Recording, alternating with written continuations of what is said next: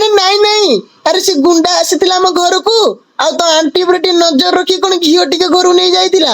ଆଉ ଘିଅ ନେଇକି ଯାଇଥିଲେ, ବାଟରେ ତ କଣ ତ ଆଣ୍ଟି ସହିତ କରିଛି, ତ ଭାଉଜ ଆଇଲା ବେଳକୁ ତ କଣ ଖାଲି ଘିଅ ବାହାରୁଛି ଆଉ। क्यों? क्या? ଆରେ ଆରେ ଆରେ ଆରେ ଗଣ୍ଡା ଅଙ୍କଲ ତମେ ଏତେ ଅଭଦ୍ର। ଆରେ ଆଣ୍ଟି ଆମର ବହୁତ ଭଲ ଆଣ୍ଟି, ଏ ପୁରା ତଳରୁ ତ ଉପର ଯାଏ ସେବା କରନ୍ତି ଆମ ବାଘ ଅଙ୍କଲଙ୍କର। ହେଲେ ତମେ ଏମିତି କଲେନି ଆରେ ତମ ନା, ବାଘ ଅଙ୍କଲ ଆରେ ନାଇଁ ରେ ଚିଣ୍ଟୁ, ଆରେ ଚିଣ୍ଟୁ, ଆରେ ନାଇଁ ନାଇଁ, ସେ ଭୁଲ କଥା ତୁ କହିଲୁ। ତ ଆଣ୍ଟି ମୋର ସେବା କରେ ନା ରେ, ଡେଲି ରାତିରେ ମୋ ଗାମୁଛା ଖୋଲିକି ବାଡି ପୁରା ରେ। ଆରେ ଆରେ ଆଣ୍ଟି ତମେ ଏ କାମ କରୁଛ, ମୁଁ ଛୋଟିଆ ଛୁଆ କହିପାରିବିନି ଆଣ୍ଟି। ଏ ଯୋଉ ବାଘ ଅଙ୍କଲ ନାହିଁ ଭାରି ସେ ଥାଆଧିକାରୀ ଲୋକ, ସେ ଚାଷ କାମ ପତ୍ର ନେଇକିରି ଭାରି ଭଲ କାମ କରନ୍ତି। ଆଣ୍ଟି ତମେ ତାଙ୍କ ଠାକୁରକୁ ଟିକେ ଥଣ୍ଡା ଭିତରେ ରଖିବ, ତେଲ ଠାକୁର ଦେଇ ଧୋଇଦବ।